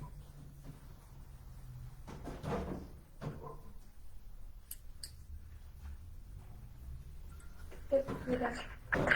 Muchas gracias, doctor. Sí, yo tengo una pregunta. Con lo que dijo de que el campesino desapareció históricamente del relato nacional, ¿fue una desaparición simbólica, jurídica, política por parte del Estado? Esa es mi pregunta. Sí, gracias por la pregunta, también muy buena pregunta. En el caso colombiano, efectivamente tiene por lo menos, digamos que se podría sintetizar como una decisión política, ¿sí? Que tuvo y tiene todavía unos efectos amplísimos, que suscribió pues acciones de tipo administrativo, ¿sí? Como por ejemplo, en los años 70, Colombia de alguna manera estaba organizada como por haciendas, por decirlo de alguna manera, ¿sí? Básicamente todavía había, digamos que hubo una época en varios países de América Latina, las grandes conformaciones de haciendas, Venezuela, Ecuador, una parte de Chile, Colombia, la gran hacienda en inicios del siglo XIX, finales finales del siglo XIX, inicios del siglo XX, mitad del siglo XX, estamos diciendo entre 1870 hasta más o menos 1960. Toda esa época, dependiendo del país de América Latina, no todos funcionaron igual, por supuesto. Gran parte de la tierra, del territorio, se configuraba, en el caso de Colombia, se configuró como grandes haciendas, por las dinámicas que tenía. Eso se asocia con la historia de la liberación de los países, ¿no? Dependiendo ese correlato histórico-social de liberación de las coronas españolas o de otras que hubo en América Latina, dependiendo de ese momento, lo que siguió a ello fue una reorganización, por lo menos en lo que se llamó la Gran Colombia, esos 5 países que Bolívar quería libertar. Por lo menos lo que ocurrió luego de esa liberación, que fueron en momentos diferentes, en el caso de Colombia fue en 1918. Lo que siguió luego de ello fue una reorganización territorial, de la autonomía, de la nación como tal. Y eso se llevó pues a una configuración de productividad mayoritariamente a través de grandes haciendas. Y ahí empezó pues la desgracia de muchas y de muchos, porque esas grandes haciendas pasaron por cosas muy bonitas. Yo les debo decir que hay tierras en Colombia que en la época en la que no había electricidad, se producía electricidad con los conocimientos previos, con los conocimientos que venían, por ejemplo, de la vieja URSS, de esa Rusia, del entonces, y así en otros países de América Latina. Eso es una historia muy, muy bonita, o hace parte de esa historia. Entonces, nos queda una configuración de haciendas. Al terminar ese proceso, donde se desarrolla ya lo que llamarían un Estado social de derecho, dependiendo también del lugar, en el caso de Colombia, sobre los años 50, 60, ya configurado a final de los 60, un Estado social de derecho. Entonces, ese campesinado y todas las otras poblaciones eran tratadas, como les decía, igual, no había diferencia de nada, eran las élites y el resto era la gran mayoría. Y una vez cuando ocurre, y eso ocurrió en 1971, esta lucha del CRI, el Consejo Regional Indígena del Cauca, y empiezan a irse por todo Colombia a organizar a todas las otras pueblos indígenas porque no había esa organización. Eso se suma a lo que serían los movimientos sociales. ¿Sí? Ahí aparece parte en Colombia de cómo se organizaron los movimientos y cómo apareció a lo que le llamaríamos los movimientos sociales. Y entonces, perdonen lo grosero con la historia, porque ahí hay muchos matices, pero entonces ese escenario en concreto hizo que el reconocimiento de las comunidades indígenas de manera jurídica, leyes, decretos, pues hizo que de alguna manera, como una acción política, el campesinado quedara relegado. Entonces el campesinado, después de varios años, 20, 30 años, el campesinado empieza a articularse a los movimientos sociales, y desde los movimientos sociales sigue el campesinado muy activo, movimientos sociales, las guerrillas, movimientos políticos, pero no con un reconocimiento jurídico, ¿sí? Entonces, por eso desapareció, pues ya no era interlocutor con el gobierno, no podía pedir nada, ¿sí? Ahora, hace 2, 3 años, ahora ya lo puede hacer, pero pues eso implica todo un proceso de estructuras, dependiendo del sector, la educación, la salud, tierra, trabajo, que hasta ahora está ocurriendo en Colombia, como sí lo logró hacer el movimiento indígena, muy parecido a otros países, porque se organizó socialmente, políticamente, había procesos jurídicos que lo reconocían, que podía utilizarlos, a partir de la lucha, por supuesto. Entonces, tuvo como estos dos escenarios. Por un lado, una decisión con unos efectos políticos fuertes, que dio otras lógicas como los movimientos sociales, y por otra, pues desconectado y desapareció jurídicamente de la posibilidad de reclamar, de exigir cualquier derecho como campesinado. Entonces el campesinado era tratado como el resto de la población, que no es afro, que no es gitano, que no es rin, no es rum, que no es afrodescendiente, que no es indígena, ¿sí? Entonces ser campesino era como el resto de la población, pero no sabían qué. No estoy en la ciudad, entonces no soy de la ciudad, ¿sí? Eso es lo que pasó a grandes rasgos.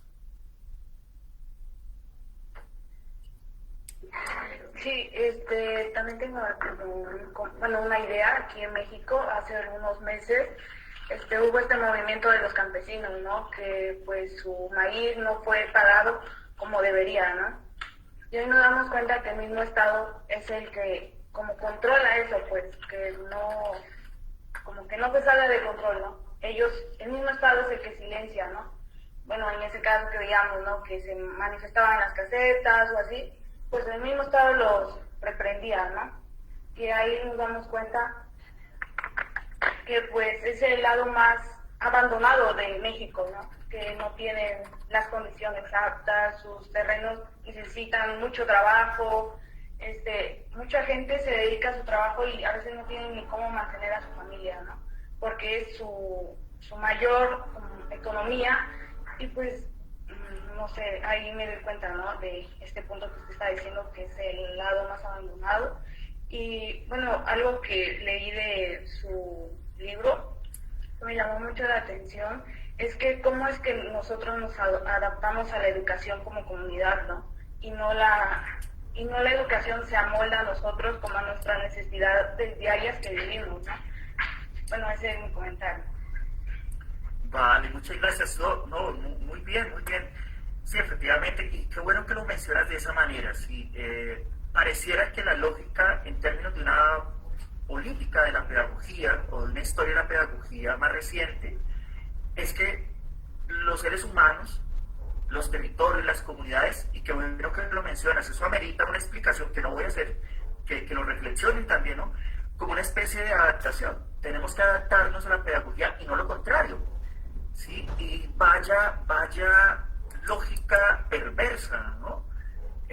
Porque todos los seres humanos aprendemos con lógicas distintas, con ritmos distintos, todos no aprendemos de la misma manera, y eso implica una reflexión profunda a los sistemas cognitivos y a las pedagogías. Desde los movimientos sociales, incluso del empoderamiento como sujetos. Muchos de los movimientos sociales le piden a uno, venga, a mí aterríceme eso, a mí colóqueme ejemplos, a mí no me diga esa teoría porque no le voy a entender, ¿cierto? Quieren que se lo diga no fácil, sino que se lo expliquen mejor, que se lo expliquen con lógicas que uno pueda comprender de las representaciones que tiene del mundo, lo que llamaríamos subjetividad, ¿no? La subjetividad es muy importante, porque uno a veces piensa que la subjetividad de la academia como de siempre el otro adecuarse a las teorías también, ¿no? La subjetividad a veces se nos vuelve como un sinónimo de, pero eso es subjetivo, eso es como sin importancia. No, la subjetividad es el proceso a través del cual los seres humanos aprendemos la simbología del mundo. Por lo tanto, es una construcción individual, por eso es individual. Por eso todos tenemos una lectura de la realidad diferente, una lectura política de la realidad distinta. Tomamos decisiones diferentes, porque es subjetivo, porque es a partir del conocimiento per se y del que puedo ampliar. Entonces, lo subjetivo resulta siendo muy importante. Porque a veces se utilizan esas palabras y compagino resaltar este elemento. Qué bueno que lo tocaste, porque pareciera que todos los sistemas también uno tiene que adaptarse a ellos, ¿no? Y los movimientos sociales nos dan allí lecciones un poco de vida y de conocimiento, y no. Muchas veces las teorías, las explicaciones tienen que adaptarse a los contextos, a los niños, ¿no? Cómo explicar, cómo hablar con los niños. A los niños hay que decirles los conceptos, no se los podemos decir de la misma manera, ¿cierto? Dejar de decirles, bueno, ustedes más grandes hacen una comprensión o han pasado por ahí de la comprensión de la subjetividad. Esto que les dije, no, pues con los niños nos toca decirles lo mismo de otra manera, ¿no? No decírselo por pedacitos, tampoco engañarnos, ¿no? Con otras prácticas, con otros elementos, con otras herramientas.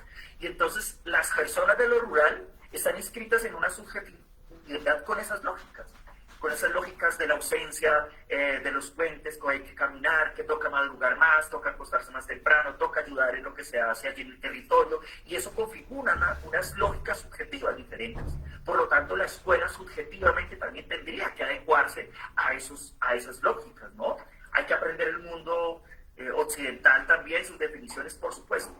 Entonces, creo que por allí amerita mucho esas reflexiones. Sí, muchas gracias. No, con mucho gusto. No sé si haya otro comentario. Esto da para muchos escenarios, ¿no?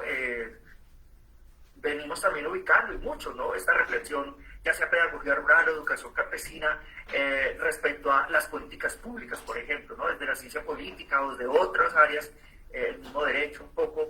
¿Qué está ocurriendo con las educaciones rurales? ¿De qué manera han sido los procesos sociohistóricos de ellas? ¿Qué impactos han tenido? Desde las carencias hasta los elementos positivos, ¿no? Por ejemplo, desde las tecnologías, las telecomunicaciones, las tecnologías, las conectividades, todo este mundo de preguntas.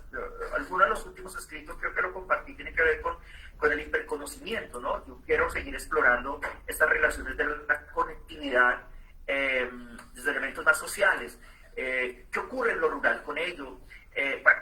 Lo rural es un escenario, lo rural es un escenario donde cuando hablamos de lo educativo, no solo es la escuela.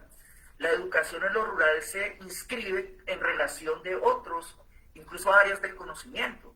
Se inscribe con áreas de la salud, se inscribe con elementos pedagógicos, se inscribe con elementos de las ingenierías, se inscribe con la comunidad. La educación rural, la escuela rural, y pensada desde la pedagogía de lo rural, no puede ser solo la escuela. Debe ser un diálogo entre otras áreas del conocimiento. Puede ser desde la transversalidad, por ejemplo, desde las interdisciplinaridades. Las reflexiones de lo rural tienen que vincular esos elementos. Les digo solo uno: que en México lo han desarrollado más con otras áreas. Por ejemplo, ¿cuál es la historia de la educación rural en Colombia? Pero yo podría decir, ¿cuál es la historia de la educación rural en América Latina? ¿Será que la historia de la educación que tenemos en cada uno de nuestros países nos sirve para hablar de la historia de la educación rural? ¿O tendrá que escribirse, como si se escribió la historia, digamos, de todo este pensamiento de la historia de la antropología mexicana? Es maravilloso cuando dice, venga, pero ¿cómo así? Hay una historia de la antropología mexicana. Colombia no tiene un escrito así. No conozco que en América Latina se haya escrito la historia de la educación rural. Por aquí en Colombia hemos propuesto que algunos lo hagan. A veces hay tantos temas que uno quisiera abordar que uno dice, no, pues la vida no me va a alcanzar. Entonces, digo, y eso también es importante aludirlo. En lo rural es diferente, la pedagogía de lo rural es diferente. ¿Por qué? Porque no está en ausencia, la escuela no puede estar en ausencia de todos esos otros elementos para sus reflexiones y para su comprensión.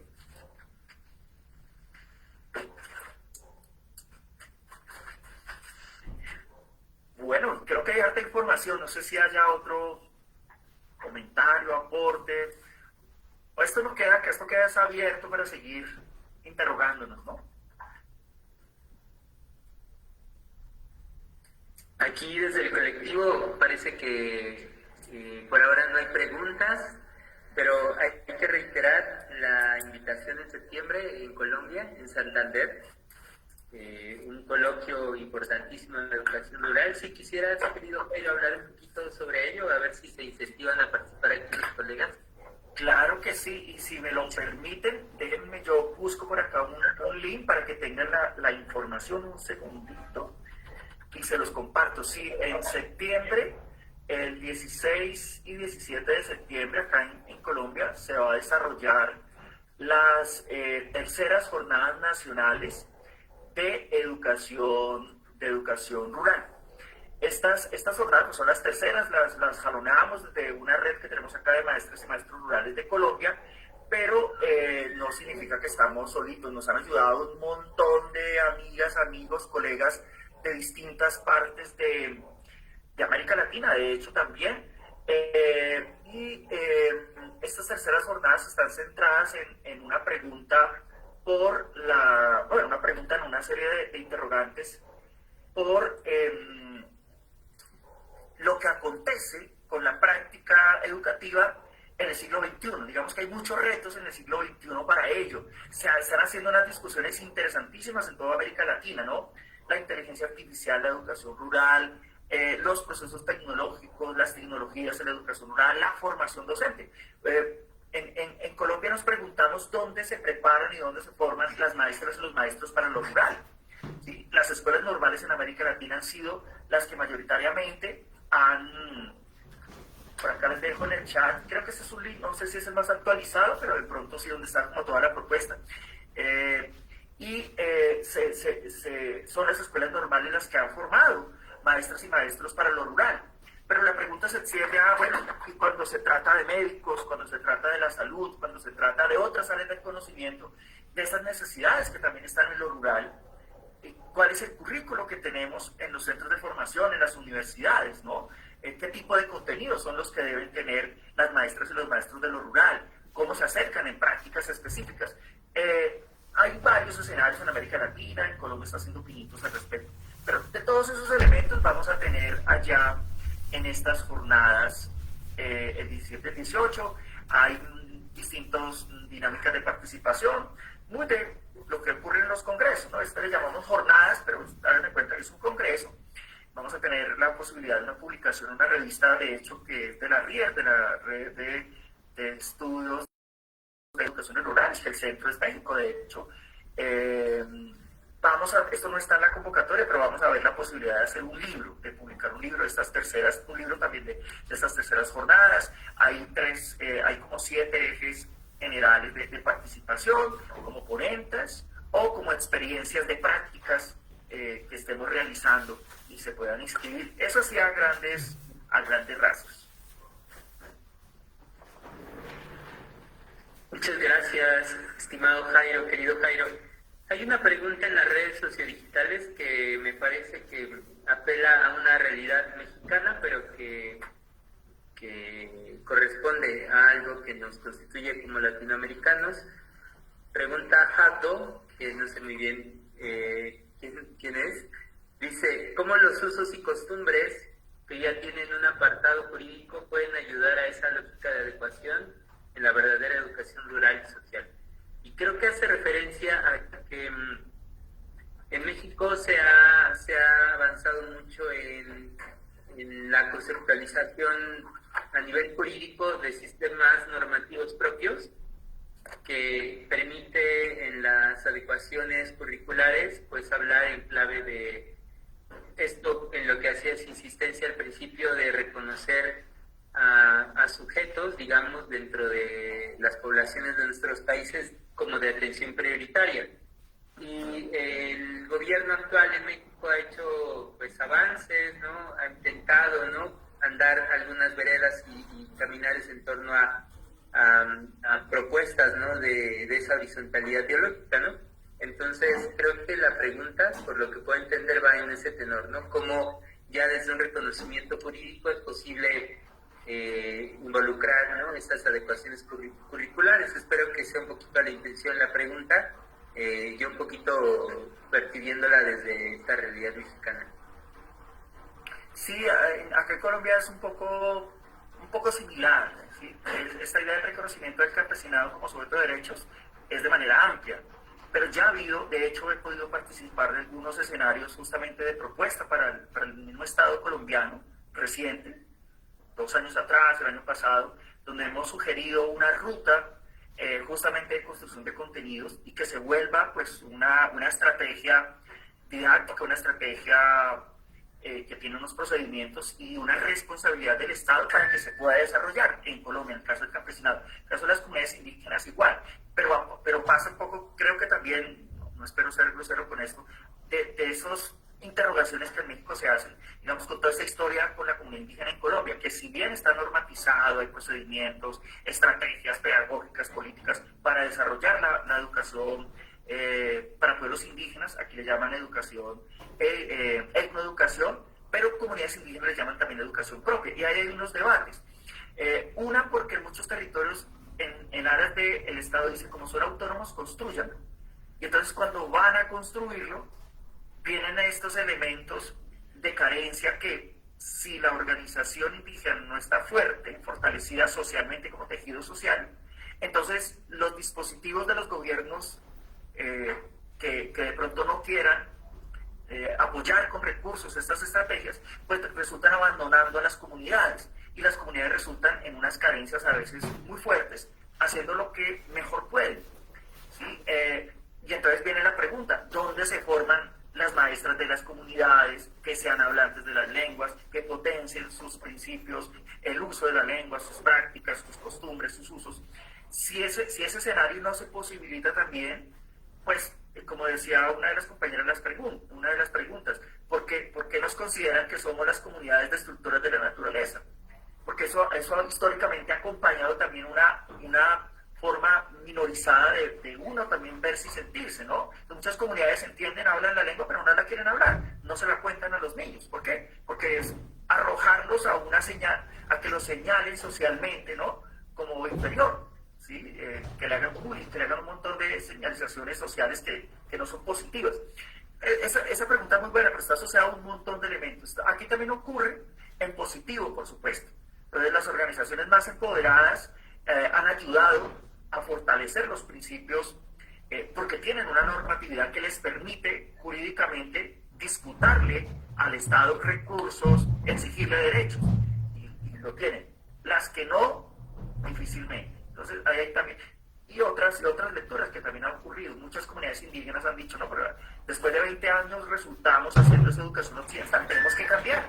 Recuerden que tenemos un horizonte de sentido, unos parámetros, unas leyes, unos procedimientos. Bueno, ya ahí pues se dan muchos elementos, ¿no? Pero en sentido positivo de la pregunta, sí, efectivamente se da, y se da para que se fortalezca.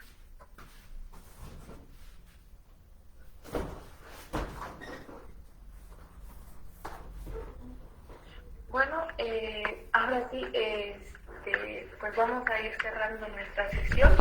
Le agradecemos la participación del doctor Jairo, y pues esperemos que les haya gustado también la intervención del doctor, y pues los invitamos para que la próxima semana, el día jueves a las 12 del día, se unan a la sesión. Vale, Y, muchas gracias. Perdón.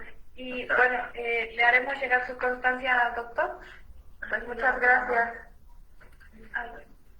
Bueno, muchas gracias a ustedes. Un abrazo grandísimo para ustedes, que sigan en sus reflexiones muy, muy importantes, críticas, sociales, colectivizadas, y que se animen pues a seguir haciendo ese tipo de ejercicios que realmente pueden resultar muy, muy saludables y muy, muy, muy bonitos, ¿no? Cuando digo bonito me refiero fuertes, recios, gentiles, que llenan el alma y el cuerpo de vitalidad. Así que pues nada, muchas gracias a todos, a todas, a Diana, al profe Guillermo, un abrazo fraterno desde Colombia. Muchas gracias.